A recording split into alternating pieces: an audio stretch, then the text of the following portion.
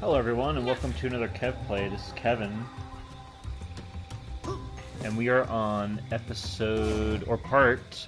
part 9 of Crash Bandicoot 4, It's About Time. Hold on. Pulling it up, okay. Hey Pulpit Pig, how are you? Last time in the story we beat Umbrio, but we were doing some off-balance and some clean-up gems and the flashback tapes with the gameplay. But now we're moving on to Mosquito Marsh from a few days ago. So Offbeat is right here. Pulpit Pig's alright, nice. Good to know.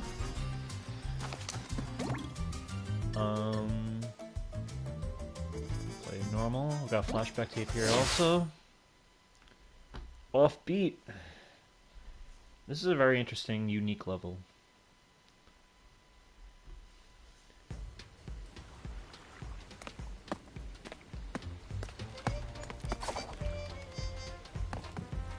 A little bit of a New Orleans Mardi Gras level.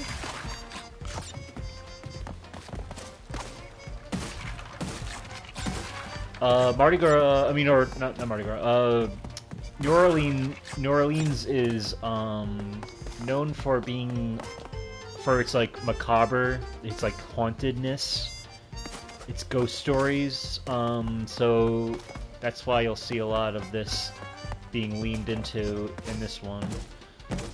Oh, is that cat bat? I can't tell. No, it's just a bat, I think, right? Not sure. Oh, there's a pinstripe on the left here, a pinstripe poster. A wanted poster. That's pretty cool. We also got Dingo Dial and what looks like a chili pepper. Pretty cool. So this level reminds me of The Princess and the Frog. I did not see that movie, but that movie was a little after my time when it comes to Disney. But is that where it takes place in The Princess and the Frog? Is it like a New Orleans setting? Kind of like a... Because I think, yeah, this like world is kind of very, kind of like a bayou...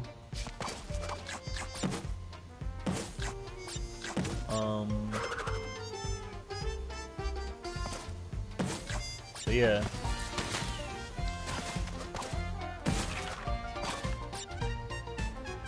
Okay. I totally meant to land on that bottom arrow box. This is a nice change of pace after all, like, the... Ooh. After all the dragons and Chinese, level aesthetic that we've been in. Here we have Pura. I think Spyro just went by as a float. We got Pura the tiger. Let's get these out of the way. I'm probably gonna miss some boxes here. I know there's like some finicky things in this level that might hang me up. I don't know who that is. That float there, but interesting. Oh, a Skylander. Okay. And Spyro's coming up, bringing up the rear again. Pretty cool.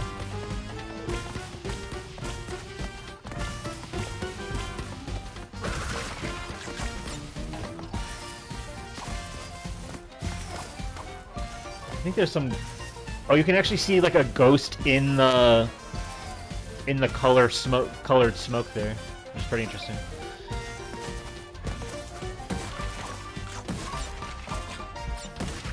And these platforms with the faces that are like alive, like the platforms are kind of alive in a way. First of all, very strange for a Crash level, but I guess, like, you know, with the time traveling and the universe hopping, anything can go. But it really reminds me of Rayman, specifically like the music levels,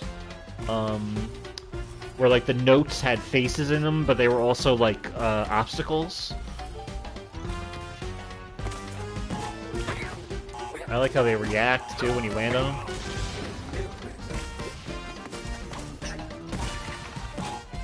The first Rayman game, yeah, from 1995.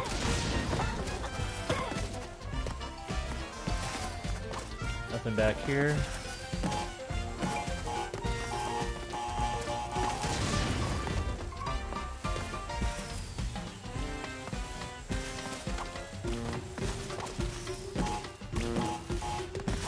Whoop. Damn it.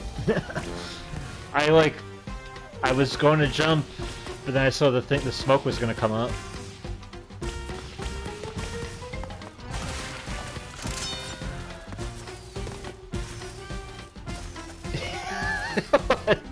I love how every time I die it's like dude or bruh or it's gonna happen.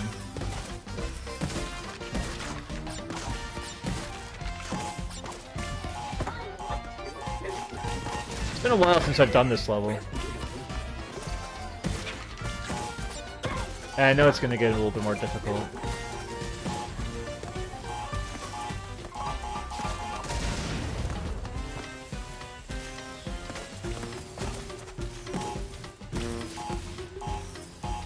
Let the TNTs go first, then do the platforming.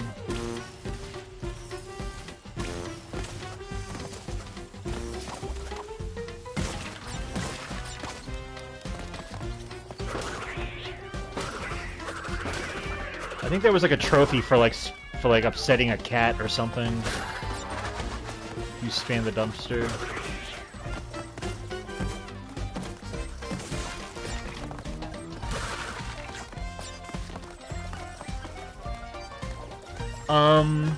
But yeah.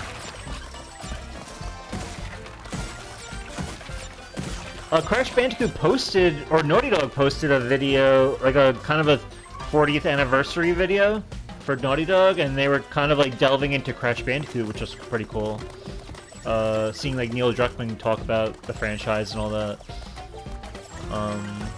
Not that can I even spin these guys? I don't even know. Or like anything with them. I imagine I can't do anything to them, so I'm just gonna assume that.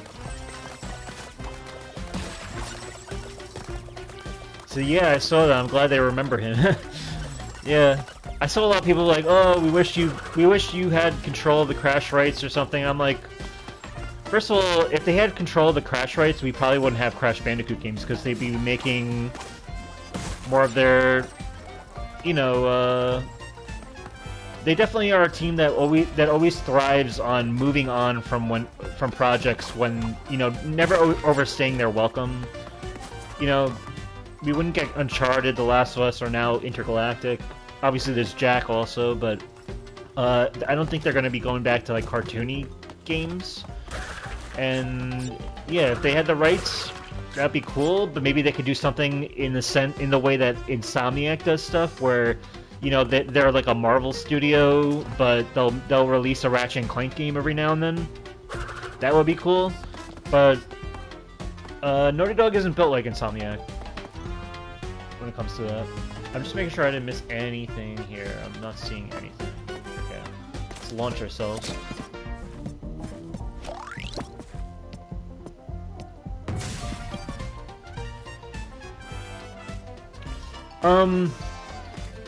You know, I was thinking, like, you know, we always talk about how Insomniac is carrying the generation, which is absolutely true.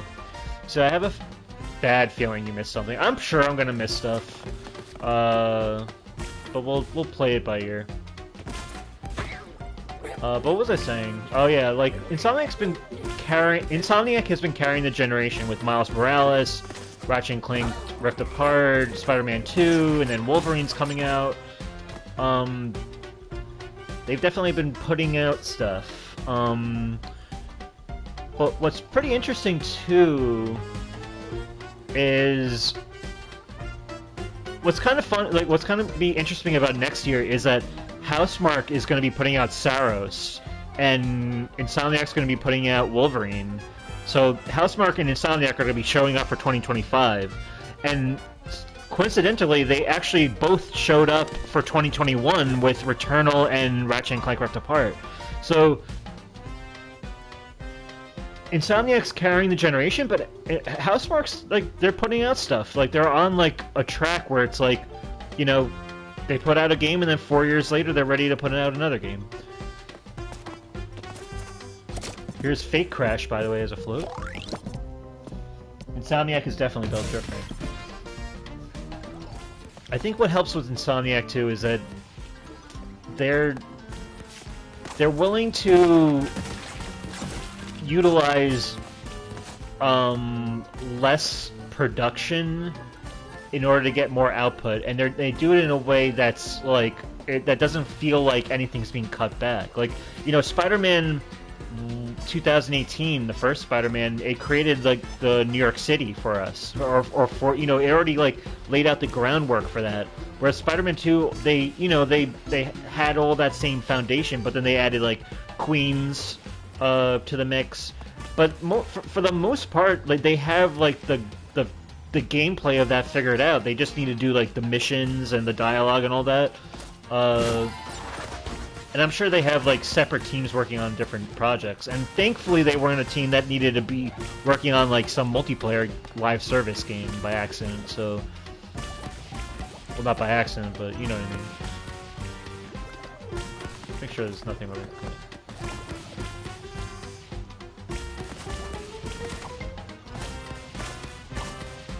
There we go.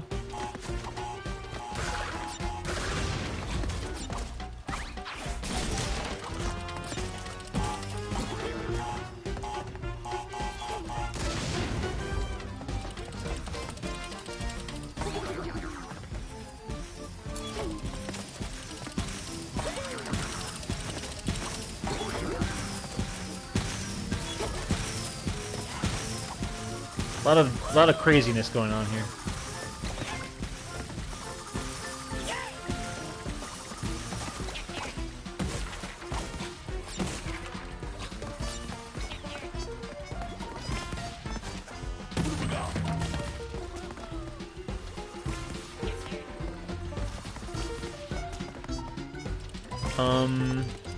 I want to talk about stuff too, but like, there's a lot happening here, and it's very colorful. There's so much happening on screen at once.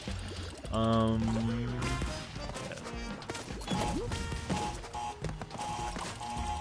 Feel the rhythm, pretty much. It's like I have to like get in the zone, you know.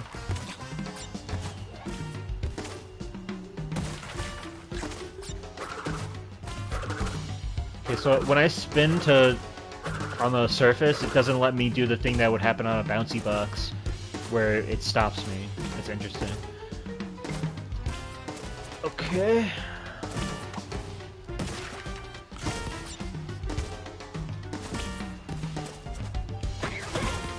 Whew.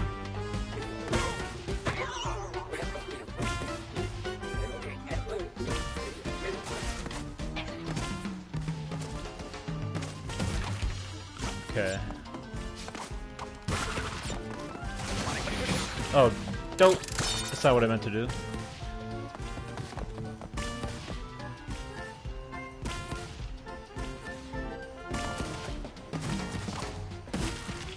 So, I'm playing Ghost of Yote, and as I'm sure you are too. I think I've seen you playing it a bit. It's funny, when I'm at work, you're playing it, and then when I come home, I get to play. It's like, I guess the time differences of when we usually play, but yeah, which is cool. It's like, this is like the first game of the year, I think, where we're both playing the same game. We're like, you know, I'll just say I did get to like the very first big twist of the story, which is I won't spoil it or anything. But I did see that you, I think you're just as far along. But I have to say I'm enjoying the story. I'm actually much more connected to this story than I was with Ghost of Tsushima. As you know, I enjoyed Ghost of Tsushima's story, but it's like I feel like I'm actually like feeling something with this story.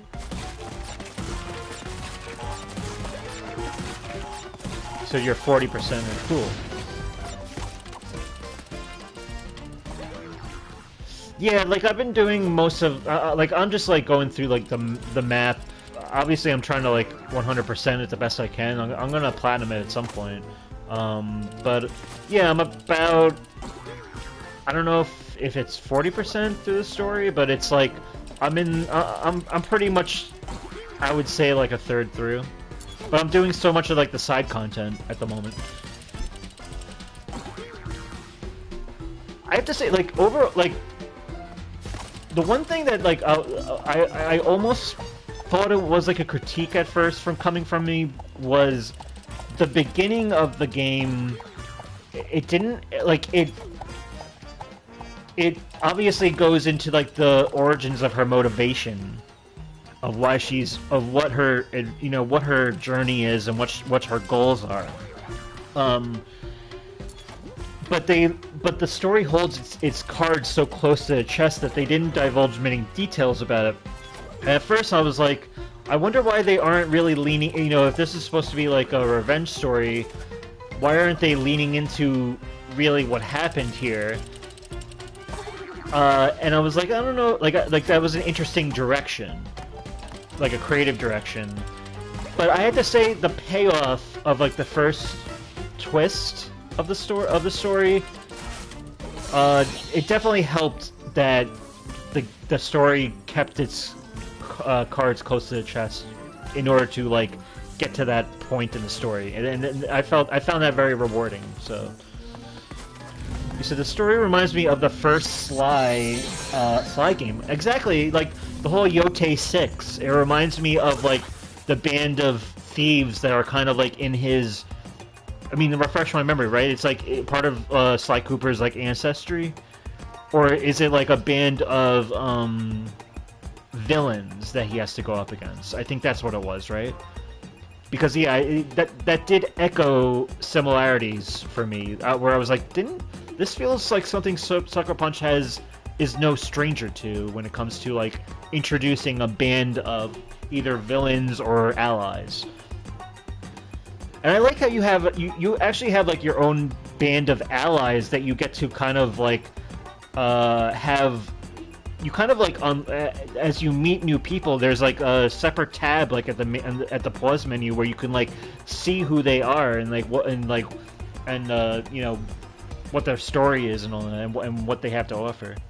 It was a band of criminals, right? Known as the Fiendish Five in Sly. That's cool. That's cool that it kind of retreads, you know, without it being, you know, it's still an original story and all that, but it's like, I just like how it echoes back. It's similar to, like, I'd say how, like, Uncharted would do, like, especially, like, in Uncharted 4, it would do, like, running towards the camera sequences, or even Uncharted 3 did that, too, in Uncharted 2. Which, you know, kind of echoed back to, like a tip of the hat to, like, the Boulder levels in Crash. But in a more evolved way, I guess. Ooh, I didn't like how close I got to that. I guess I'm gonna have to...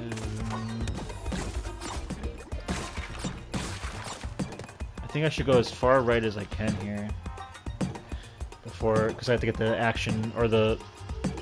you know, the action box. Let's see.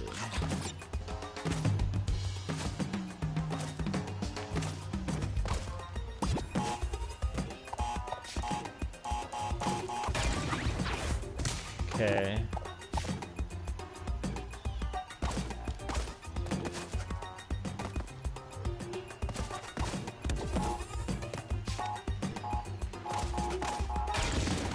Whew. Okay, now we're on the right path. Keep these boxes here as we come back.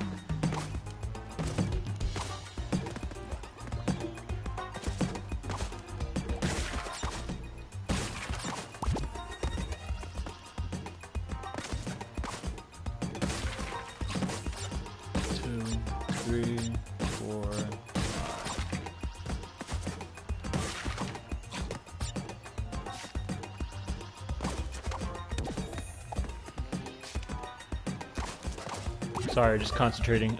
Pure, I love how Pure is in his cart from Crash Team Racing.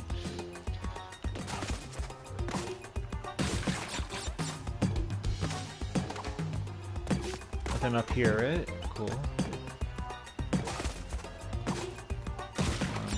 2, 3. I think it's better to use this platform here. There we go. There's nitros, right? Oh, I should use that TNT.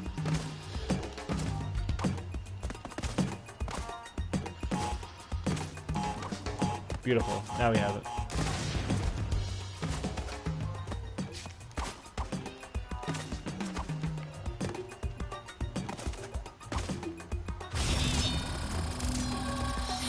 But yeah, I'm enjoying the story. Like I found a lot of it very touching so far. That was a close one.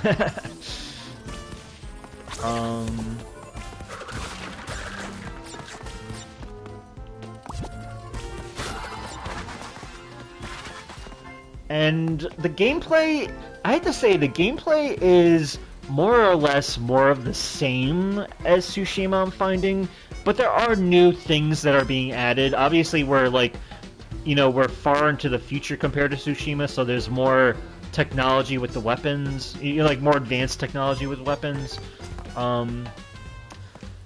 But you know, that's not a complaint really in terms of it being more of the same. I like Ghost of Tsushima's like gameplay loop and all that, so I'm enjoying this. I'm finding the map design is clever and it's full of surprises, and there's a lot more random events that happen, and the game definitely feels a lot more deeper too. Especially how the immersion where you know, you'll be like cooking a fish. You can catch fish in the with your like spear or whatever, and you can cook it with a DualSense controller. And when you start a fire, you have to like kind of like use the flint and steel to like get the sparks on, and then you breathe on the fire and stuff. That's cool. And just like she's a musician, that's pretty neat.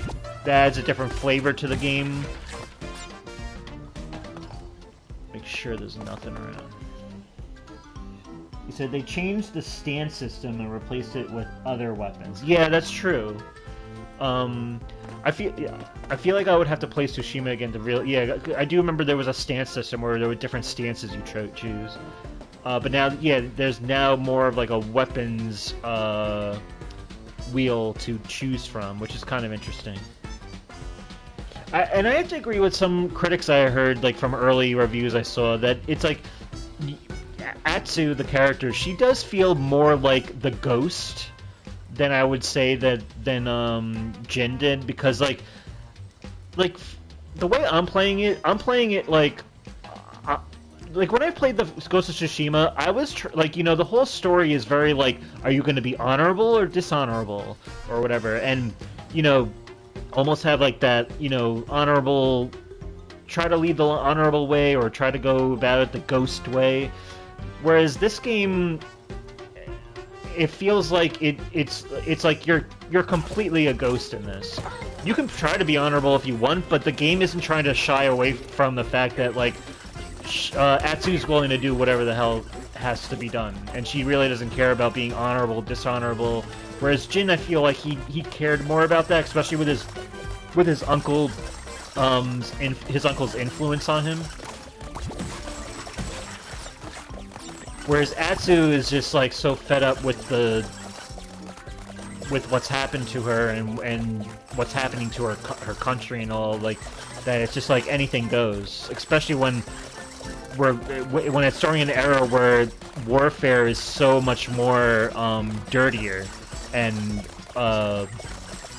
everyone's kind of doing whatever they have to do to get by. He said, I'm also playing this game in Japanese. Interesting. Yeah, I think they do give you the option to do that. He said, I'm getting Breath of the Wild flashbacks. But yeah, I right now I'm just playing it in English. I know my friend would love to play it in Japanese. I remember watching him play Ghost of Tsushima. He played the entire thing in Japanese with Japanese... I think he played it with English subtitles, but yeah, he played it in Japanese. There's also like the Akira Kurosawa mode where you can do it in black and white or whatever, but I don't know, the game is just so colorful, I'd rather just, oh, there's the the hidden gem, by the way. Have to figure that out.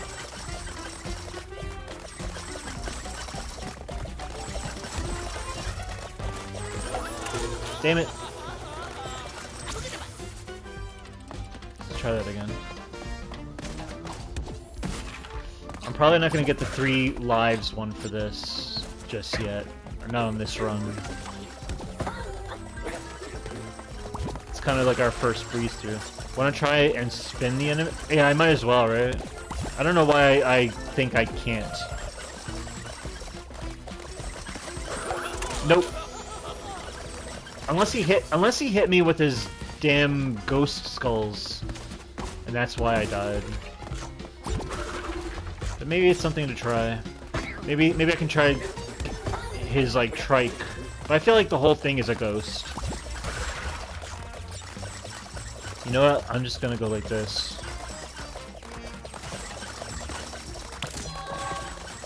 I think that works, right?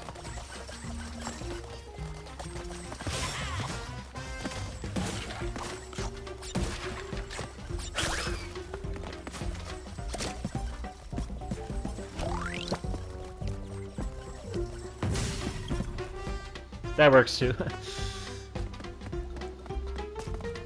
We don't want to go too far. Hold on. Damn it.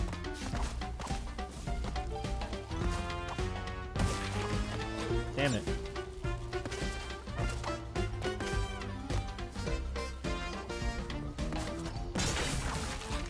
Ooh.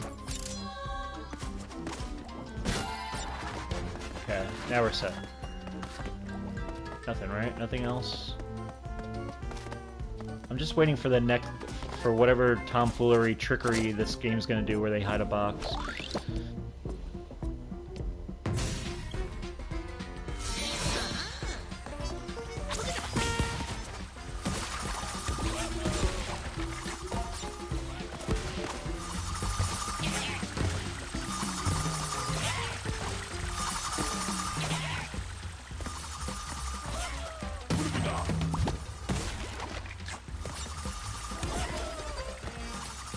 Interesting.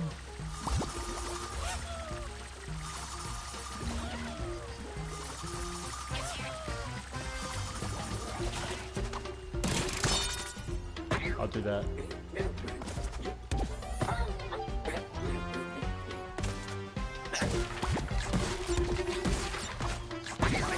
Damn it.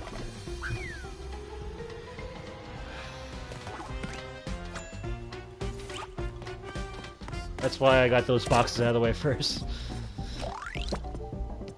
But yeah, I'm enjoying Ghost Yote. What else is there to say? I like how you can set up camp and that earns you spirit. I get getting to learn how to play new songs. I think they even added like an extra layer to like the hot springs where like you can solve like a little bit of a mini puzzle before doing it, and then like something like will happen on screen when you're resting in the hot spring, which is kind of cool. Damn it.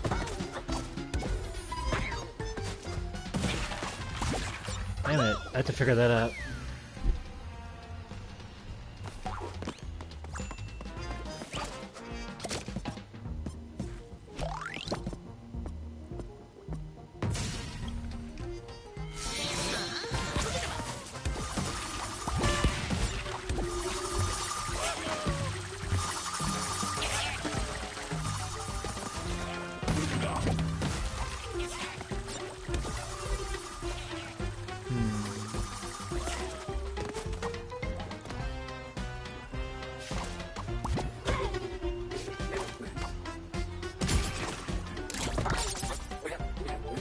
You see, I've beaten 2 of the Yote 6. Okay, yeah, I've only beaten 1. I honestly, like, I'm trying not to go for the story right away. I'm trying to clear up as much as I can see that's a side content before I move on. That's just how I've been doing it. Alright,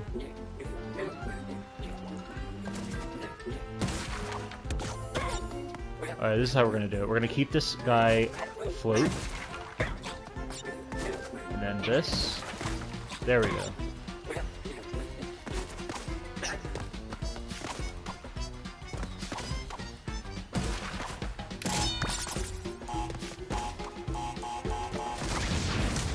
Whoa, okay. That works.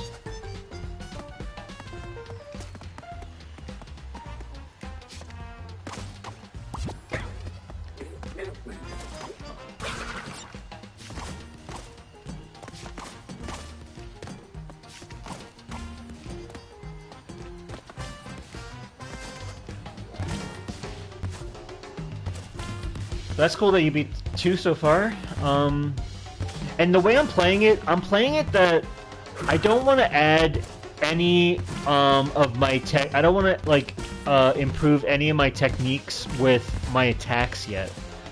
So far, I've maxed out my my assassination skill tree, which is like the stealth, and the survival skill tree, and I think I'm just about maxed out with my range for my like arrows.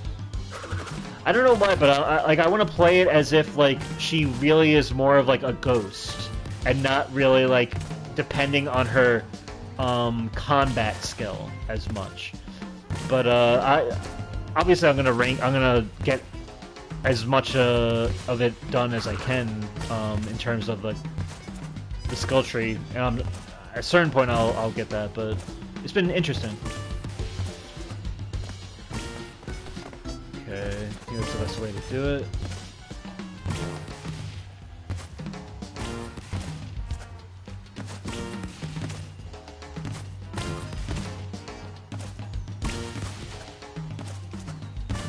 I haven't maxed out any of my skills. Ah, interesting. And I'm playing on medium, by the way, like the medium story, the medium difficulty, I mean. That's cool.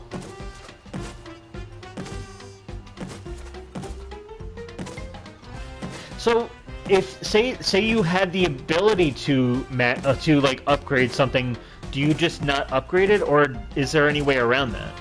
You said you're playing on medium as well, okay? Because like, you know, if you complete like an ult, like what is it, like if you get like clear out like a bandit camp or something, or like do a shrine or whatever task will get you like a technique, like a technique upgrade.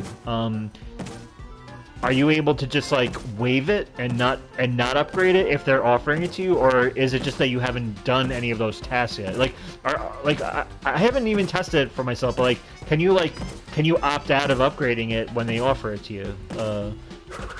Because every time they offer it to me, I just upgrade. All right, we have this. I think we're good. All right, let's see what happens here. Oh!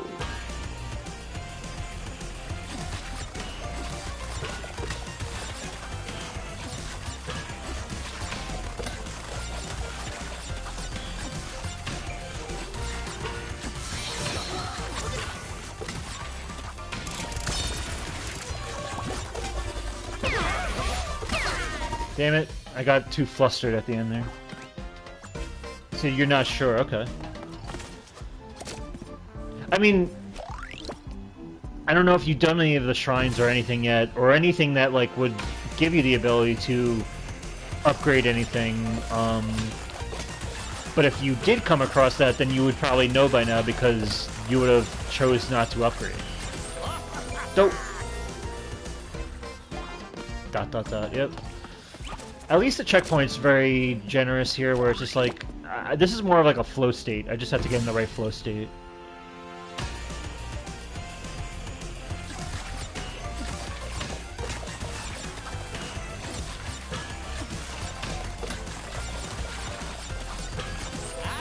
Damn it. The hitbox is a little iffy. Let's see.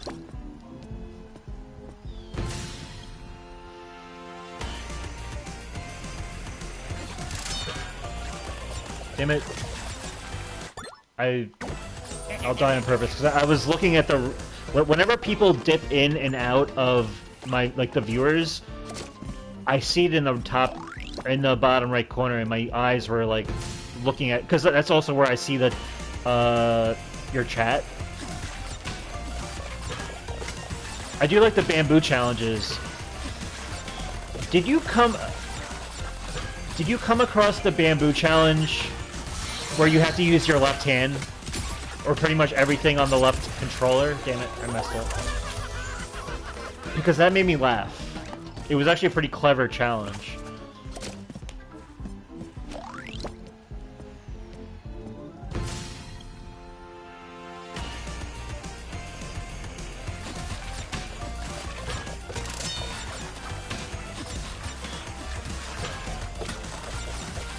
You said yep.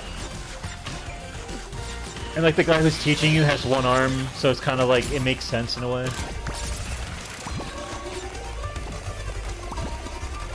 Okay, that works, right? God. Are they hiding anything under here? That would suck if they were. You know, Crash 2 is no stranger to hiding things when there's like a foreground blocking the view. Like if you think back to like the snow levels in Crash 2. So it's not like Crash 4 kind of like started this whole thing, but... Alright, this is, I think it's a little more challenging. Let's see.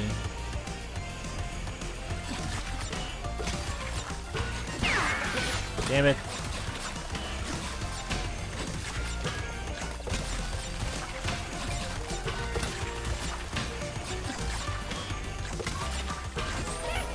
Damn it, I tried to do that quickly.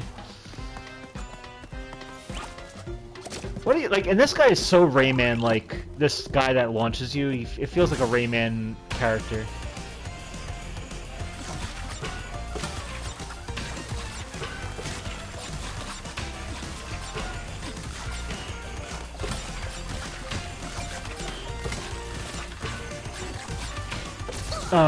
I stopped. I knew that was gonna happen. I wish I... Damn it. I tried to stop myself, but I already pressed the button. I was like, oh, damn it.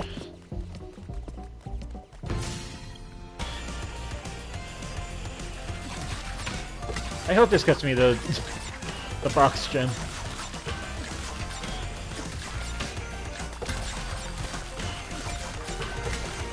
It's like Crash blends in with the background, so it's kind of hard to see where I am at times too.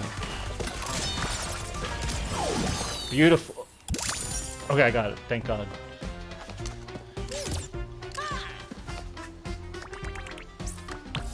We'll save the 3-maxer for next time. Oh, but we didn't get the flashback tape. You know what? Now that we're not doing the boxes, let's go for it. Let's try it. We can do it. At least I got the box one. Whoa. Let's try that again.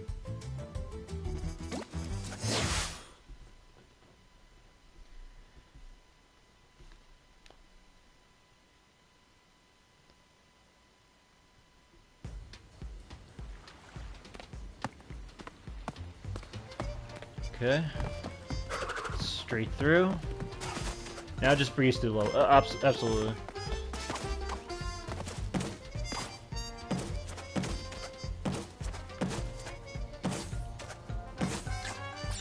And we got the hidden gem too, which is cool.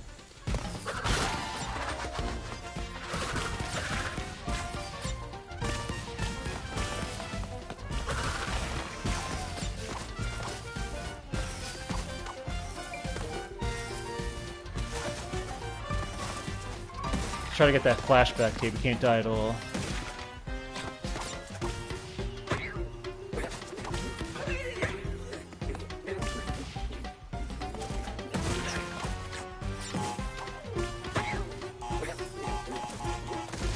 I love how these guys like mutter to themselves.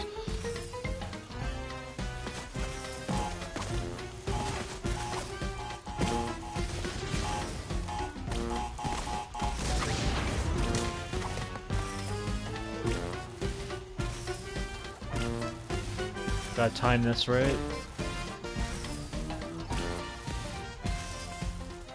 But I could have sworn before that they like It's gonna come up at the same time, hold on. I don't know what's happening. I don't like that.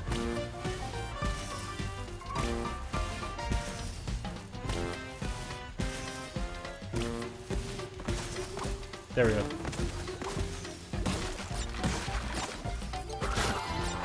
There's our flashback.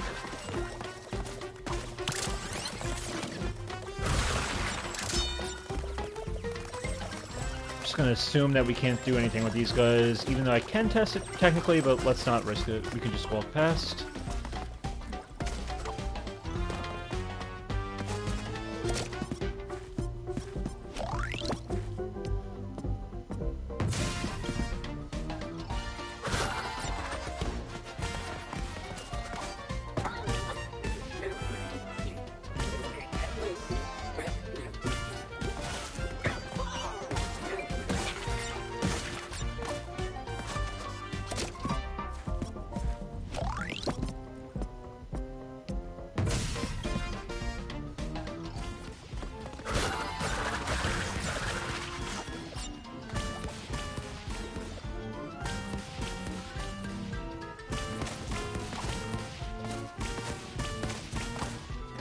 Said Minecraft Movie 2 released the same day as The Simpsons Movie 2. When I heard that, I was like, it's like, first of all, the Minecraft movie is going to be like the #1 movie. Kids are going to be lining out the door for that. Is this a good thing for The Simpsons movie to be out on the same day, opening day, as Minecraft movie? But at the same time, maybe it's a way to get more people in the door. Like, if more people are coming to see the Minecraft movie and they're like, oh wait, the Simpsons movie 2 is also a thing, maybe we'll get more sales in the box office. It's gonna be hell in the theaters. That's the thing too, is like the first Minecraft movie, that's where they were throwing like the popcorn all over the place because of the chicken jockey thing. I mean, I'm gonna be in that theater during Simpsons movie 2. If they start throwing popcorn and food around and drinks, I mean, it'll be an experience I won't forget, but it's not really. I'm not sure if it's an experience I want. Oh god, oh god.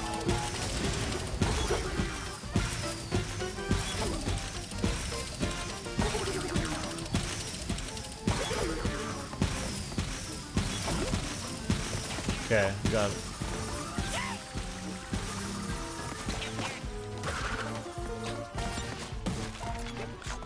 If I get this Aku, it's gonna be hell in those theaters.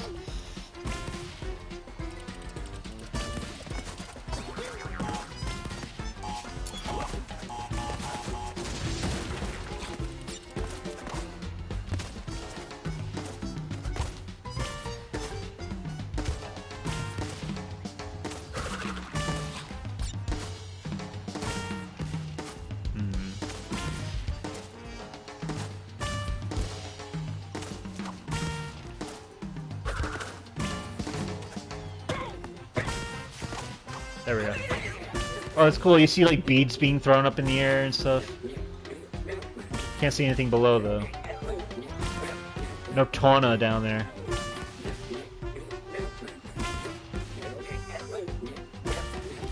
Hehe.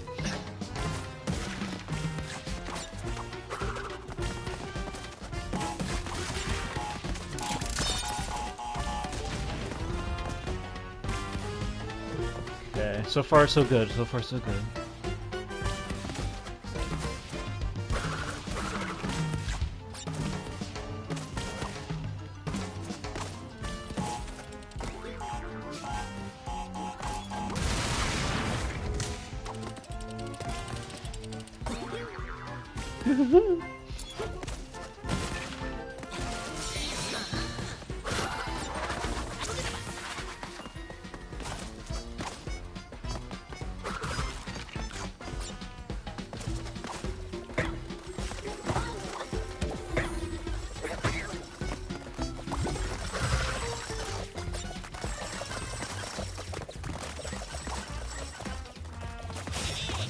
There we go.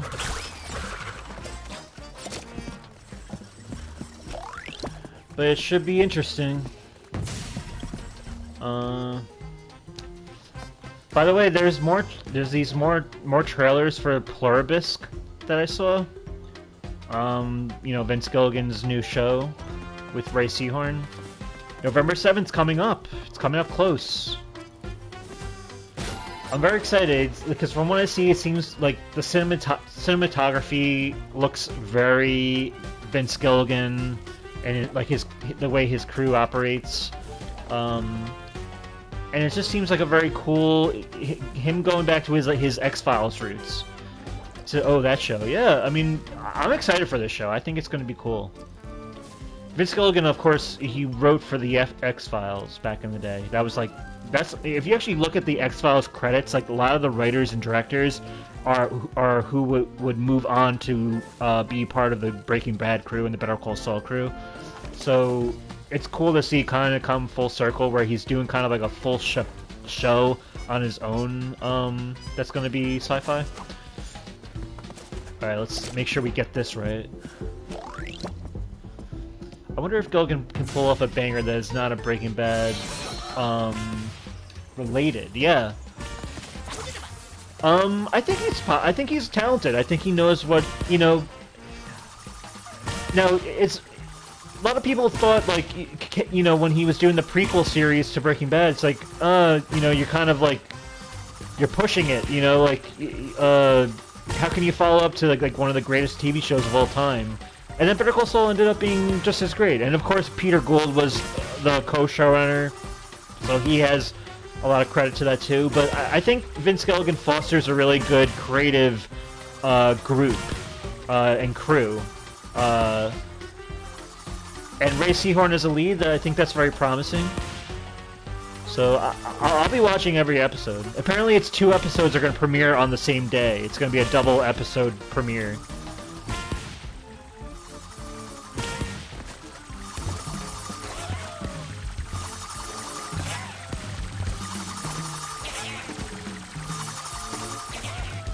Okay.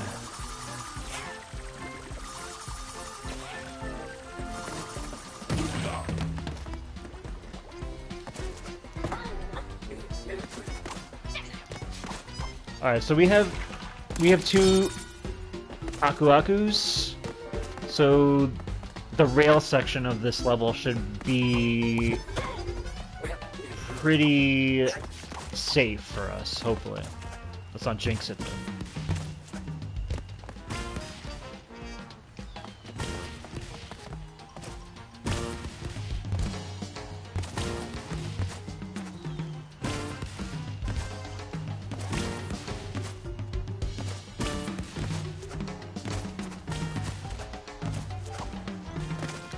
Oh, thank God for that hand.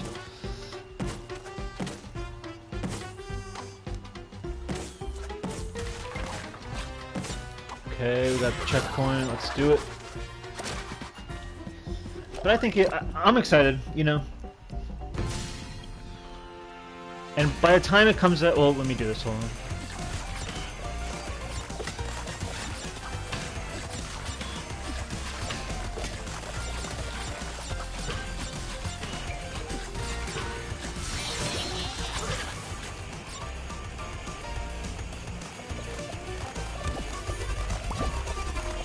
Beautiful.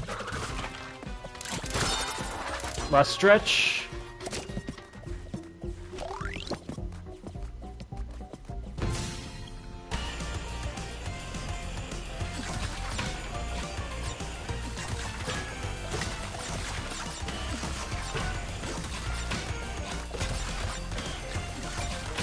We got this.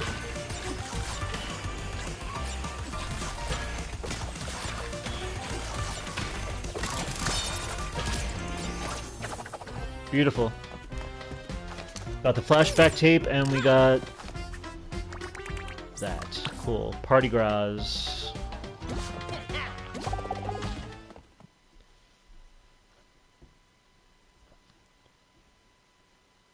I think we can do, if we go right into it, let's just do home cooking real quick.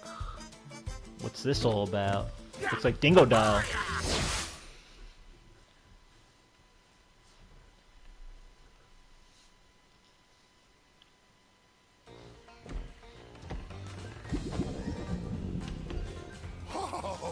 Crikey, I'm starved.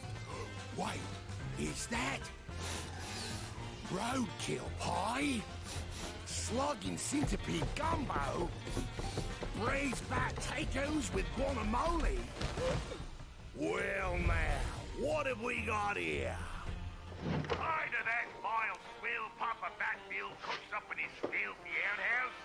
Come on down to Dingo's Diner. Food served at Dingo's Diner may not meet the legal definition of food. Consume at your own risk. Side effects of dining at Dingo's Diner may include fatigue, increased body odor, risk-seeking behavior, thinking too much about your uncle, increased hunger, alienation from friends and family, skin irritation, ennui, leaky orifices, oozing orifices, flowing orifices. You fucking stay out of my diner! Remembering that girl from high school. What's she up to? Do you think she's happy? And profuse volunteer so you so bad.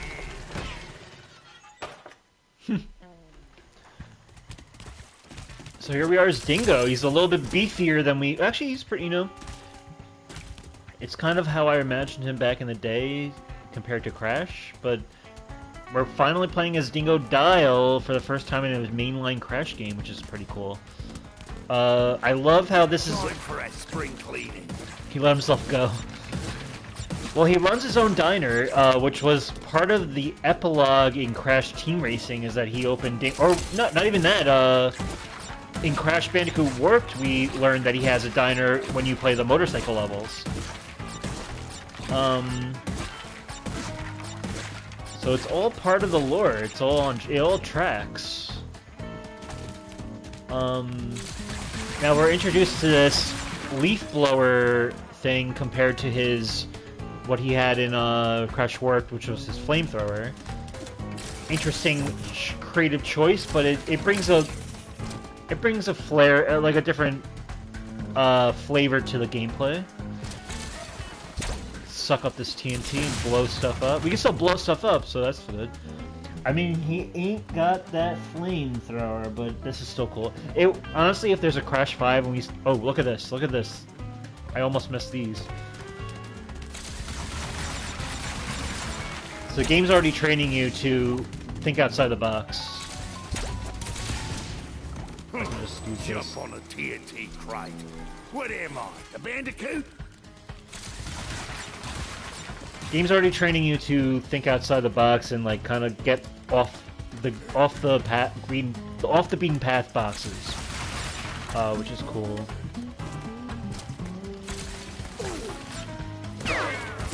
And we can spin like a Bandicoot, so that's good. I also like his jump, his little, you know.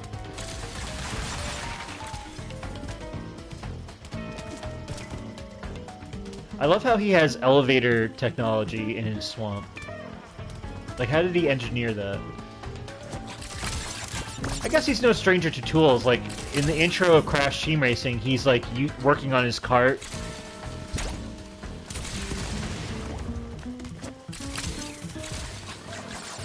He's got some ingenuity. Let's start there. Gotta make sure there's nothing... Oh, God. Now these guys have like firearms, so that's what I gotta be careful of.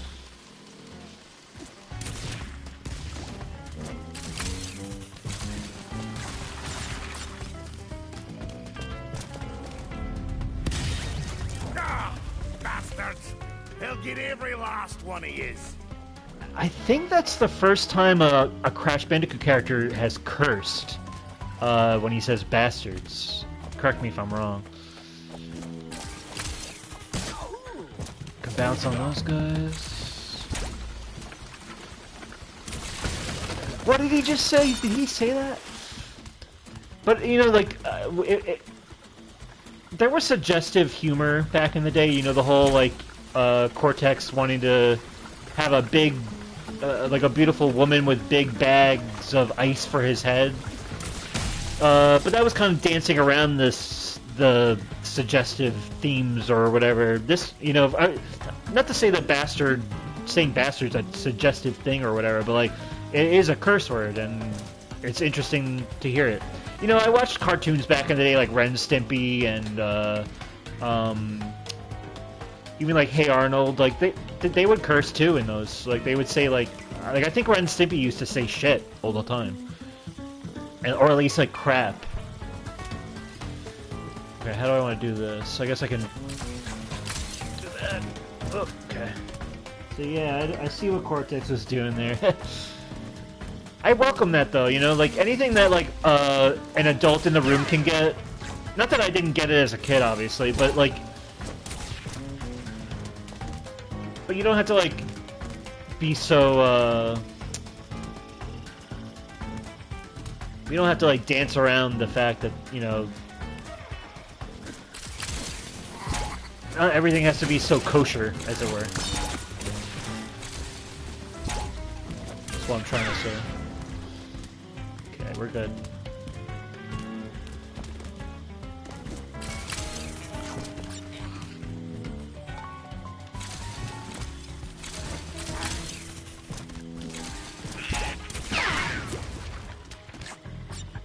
I used to watch animated movies with those hidden jokes. Yeah, I mean, SpongeBob was full of them. Disney movies used to be very dark, too, even the ones I watched as a kid, you know. Oh, I made all them tablecloths myself. So our diner's been burnt down, burnt to a crisp here. You can call it karma.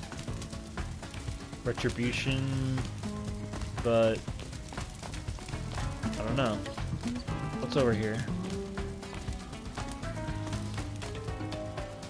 I think we're supposed to go straight. They want us to go straight, but what's this way?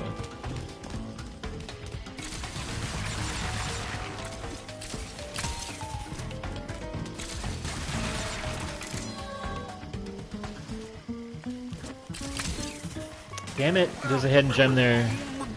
I have to say that I don't know if there's something like I don't want to. I've been playing so much Tony Hawk with this controller that I'm wondering if the buttons are starting to get beaten down a bit. It's something that used to happen with Crash Team Racing Nitro Fuel when I was going for the Platinum. But there's something with my X button, I think, where it's not, like, registering my double jump properly, but let's see. Yeah, see, it's not doing it right.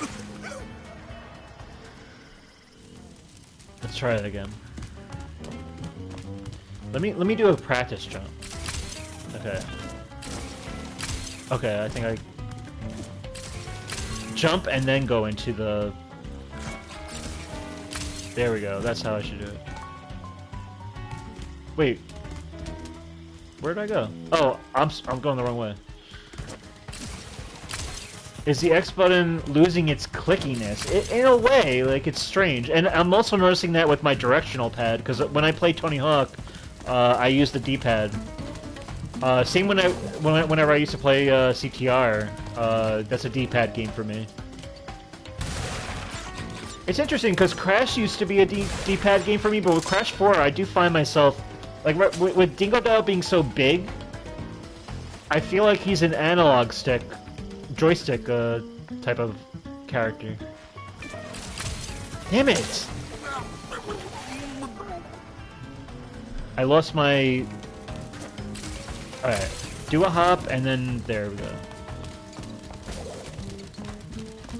This is also me not having really used Dingodile since Crash Team Rumble.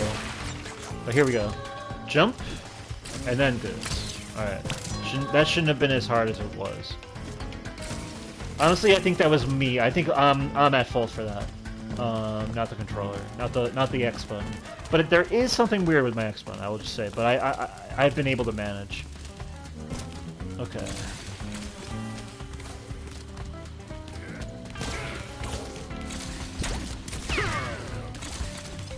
I'm not seeing anything there, okay.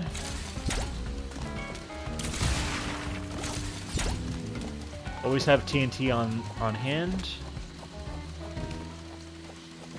I can't recommend playing this game with that controller. With the DualSense controller?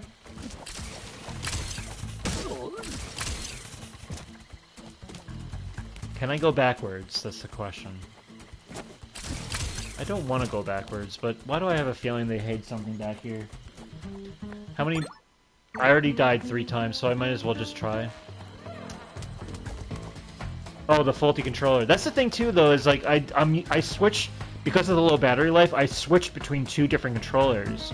So and because they look the same, a lot of times I forget if I'm using the good controller or the bad controller. And I'm still like it's up to debate to me whether it's even a bad controller or you know.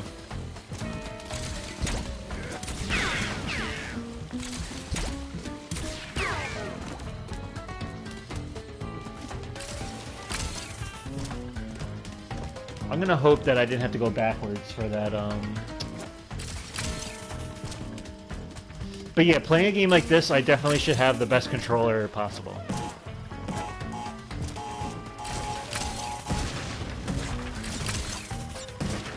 Ooh, I should use that TNT for this.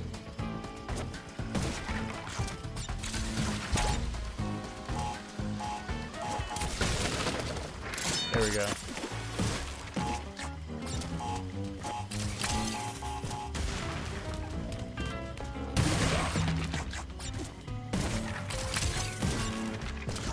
We're good. Oh.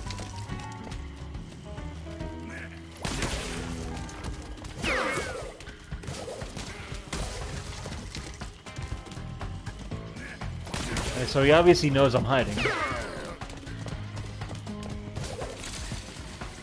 Nothing there, nothing to do with these boxes.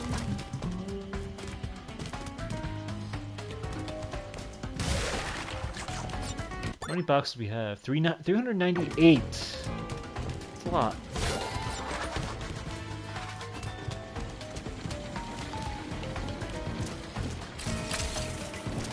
Oh god. There we go.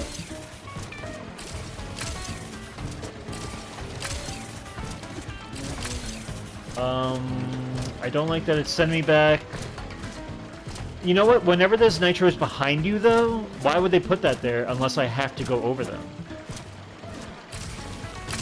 Damn it. Okay, let's just forget what I said. Yeah, they go ridiculous with the crates. Yeah, this game definitely.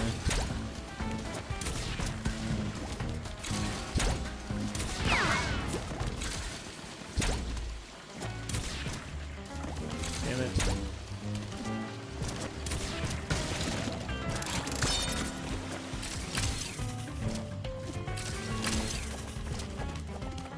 Bouncy time. Okay, I'm glad they don't go away after I bounce on them. That would suck. I could see a Crash 5 game doing that. If they bring these guys back. Or if they had more Bayou levels, I could see them doing that. Are you going to go that way?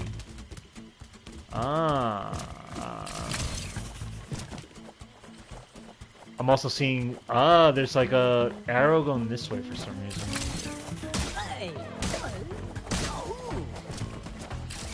Like going that way. Wait, were you...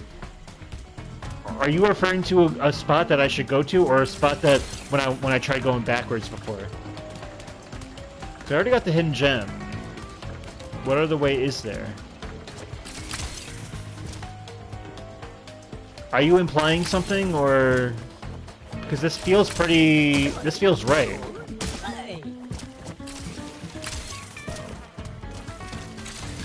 Let me at least get these out of the way.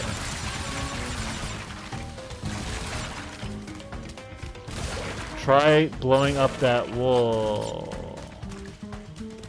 Huh.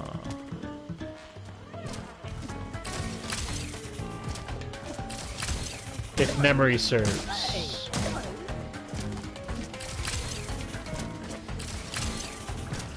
This wall here? Oh, this wall here. Oh. This is why I'm glad you're here, Pelpa.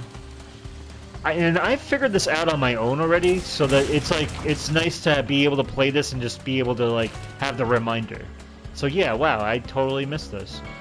What the hell though? What am I gonna do? How does it bring me back? That's my question, but I'm sure it will. Has to, right?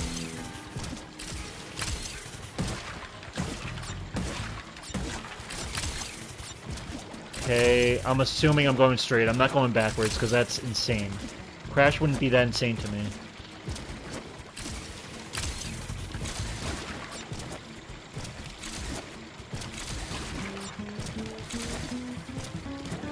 Screw it. There we are. Little audio dial, or like a little dialogue cue too, right when we get this way. Cool. So I guess I have to just go back the way I came.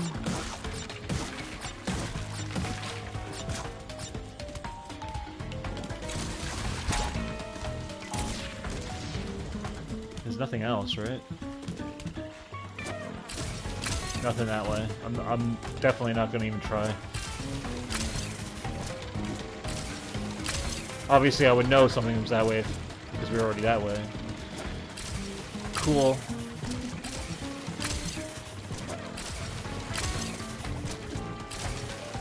Thanks for the tip.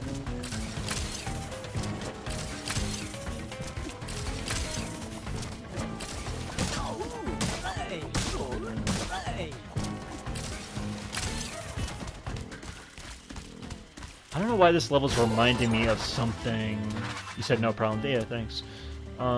It's reminding me of something, some other level I played before. Like, for some reason, my I know there's no boss, like no boss fight, like mini boss fight or anything, but there's something about this level that's evoking a memory of a boss fight at the end of a level like this.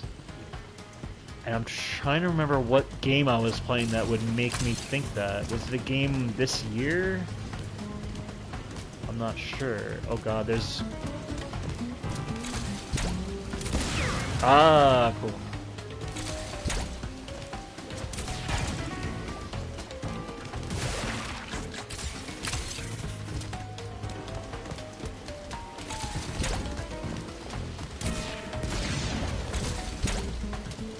How we doing on box 264? We're almost through.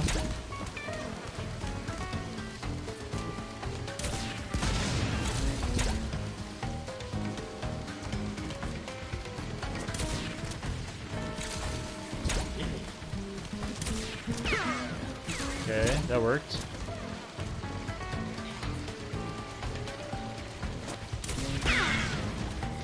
I'll take it.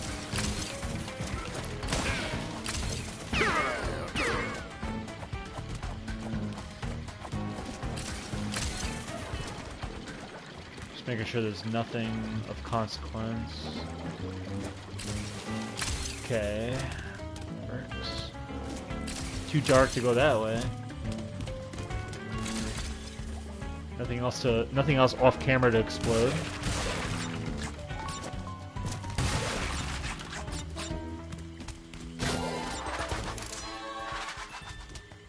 There's a random vase in the middle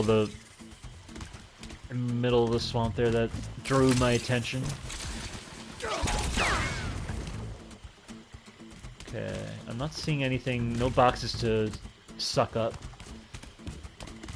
So far, so good.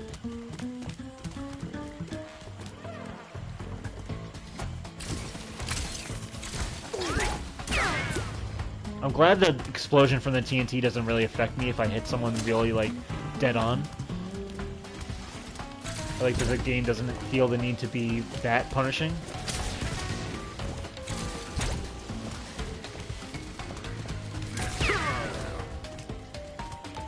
I see some boxes over here.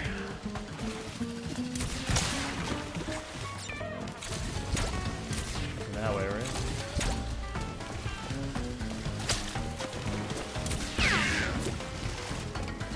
I'm playing it safe. I just, you know, if they're gonna offer me a TNT, I gotta use it. Blimey. Alright, I think we're good. You might...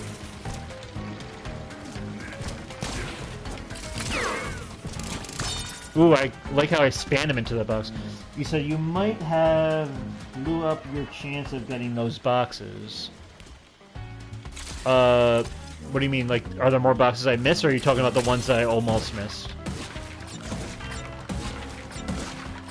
Are you saying that I... Oh, are you saying there's a point of no return that I missed some boxes?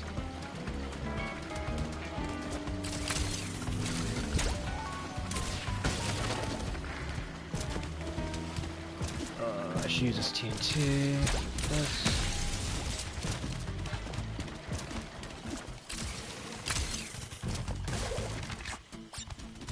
I don't know, I'm feeling pretty confident. We got 306. There's been some nitros that we haven't exploded yet. You said I missed 4 boxes. Really? You can confirm this by videotape?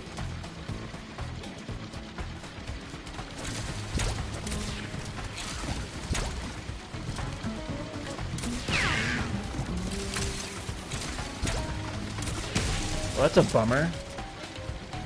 The game can make you feel so rewarded that you're doing so much good work, but then it's like there's so much that you're missing. Come on, it's like.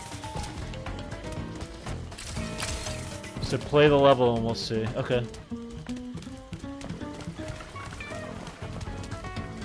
I mean, I hope you're wrong, but I respect the heads up if true.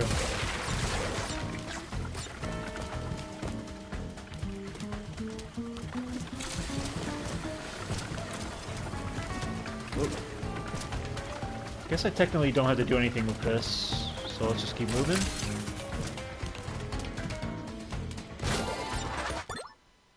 $319.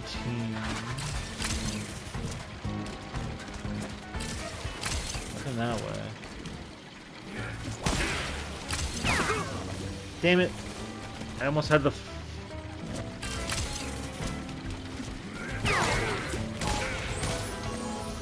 Oh. This will be a level for next time, it looks like, too. Damn it!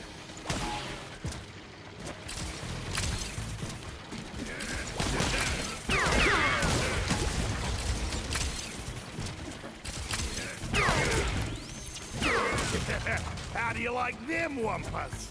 Okay, we still got some boxes, hold on.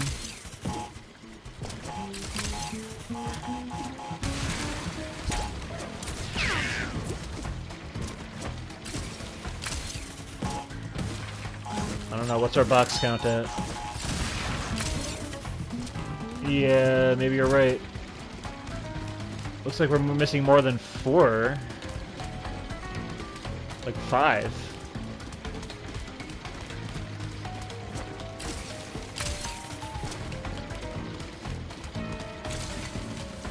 Unless this needs to...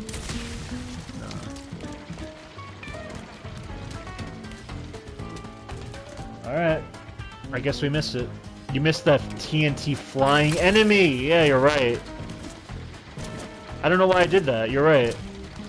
I'm like kicking myself. But yeah, I definitely must have missed 4 boxes. Do you know, like, the specific 4 boxes for next time? Plus the 4 you missed earlier. Okay, so you were right about that. Alright, well, we got through it at least. Got some gems, right?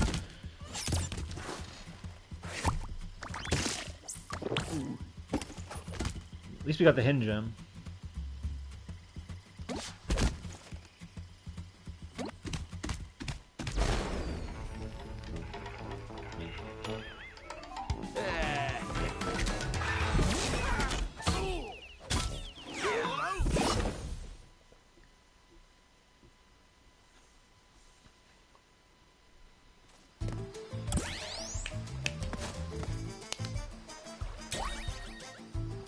Some Dingo levels to go back to. Dingo Dial timelines unlocked. Help Dingo Dial find a way home. You may even run into Crash and Coco along the way. Excellent. I still get a kick out of how excellent with exclamation point is like our confirmation. Like that's what we're supposed to choose. They make it like it's supposed to be a choice. Like choose excellent. When really what they're telling me is it's excellent. You completed this task. I don't know. It's just strange. But yeah, you said you were looking at them. I ran right past them. That's the thing with this game. Even if I wasn't, even if I was playing this game just by myself, that can happen. But when you're playing this game and you're commentating too, your mind goes into it's like almost like your brain splits in half, and it becomes harder to concentrate. But here's our party grass thing that we unlocked. Nothing for Coco. Alright, next time we'll get back. We got a flashback tape we unlocked. We'll go back to that Dingo Dial level we unlocked, and then we'll probably try to get back into this and see what we did wrong, or what I did wrong, as it were. Other than that, yeah, I'm gonna play Goseote now, and have some fun with that. And yeah, I'm enjoying it. It's a good game to end the year with for me, or you know, we'll see if there's any other games, but. Anyway, Peppa Pig, it's been a pleasure. Anyone out there who wants to like, comment, or subscribe, it's greatly appreciated. You can subscribe to KevPlays9490 on YouTube, and/or follow me on Twitter at Let's Watch Series. Other than that, stay safe, stay healthy, keep a clear head, and keep on gaming. And I'll catch you all next time. Bye-bye, Peppa Pig. Peace out.